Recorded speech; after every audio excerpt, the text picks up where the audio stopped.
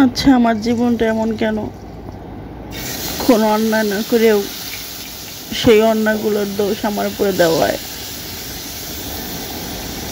জানেন, আল্লাহ আমার জীবনটা যে কতটা কষ্টের ভিতরে রাখছে শুধুমাত্র আমি জানি, আর কেউ জানে না। একটা জিনিস শুধু বুঝলাম যে পৃথিবীতে টাকার আসলে অনেক প্রয়োজন। টাকা ছাড়া এই পৃথিবীতে ভালো থাকা যায় না। আমি যে একটা মেয়ে,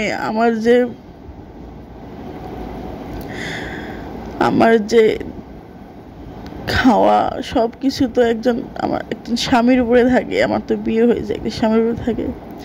কিন্তু তারপরেও দেখতেছি যে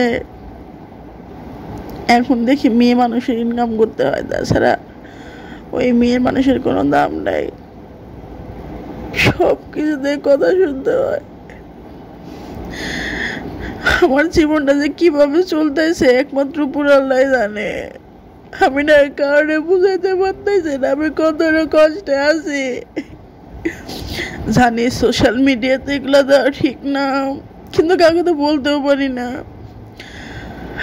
আমার যত আত্মীয় স্বজন আছে, আমার পরিবারের যে গার্জেন আছে, তারাও আমার জীবনটাকে বোঝে না। তারা শুধু আমাকেই দোষারোপ করে যায় সব সময়। কেন, আমি কি করছি যে আমাকে দোষারোপ করা লাগবো? কেউ আমার এই সমাধানটা, কেউ এই প্রবলেমের সমাধান কেউ করে দেয় না। আমি না অনেক বাধ্য হয়ে এইখানে আমি কথাগুলো বলতেছি। আমাকে কেউ সলিউশন দেয় না, আমি কি করবো? আমার যে কত কষ্ট আমি কাউকে বুঝতে পারি না। আল্লাহ বোঝে না আল্লাহ আমার কষ্ট বোঝে না। আমার পেটের এক মুঠো ভাত, এই ভাতটা যে আমার কত কষ্ট হয়েছে শুধুমাত্র আমিই বুঝি। আমার ফ্যামিলিকে আমার কথাগুলো বললে কেউ সমাধান দেয় না, সবাই শুধু আমারই দোষারোপ করে। আচ্ছা, আমি চাকরি না পেলে আমি কেমন করে চাকরি করবো আপনারাই বলেন তো? আমি ইনকাম যে করবো, ইনকামের মধ্যে তো কোনো কিছু আমার নাইও। আমি চাকরি করে গেলে চাকরি পাই না, আমার কাছে কোনো পুঁজি নাই যে সেই পুঁজিতে আমি ব্যবসা করবো, তাও তো করতে পারি না। আমার না পৃথিবীতে 5 টাকা না অনেক কষ্ট হয়ে গেছে। আমার এই পেটের ভাত খাওয়া অনেক কষ্ট হয়ে গেছে।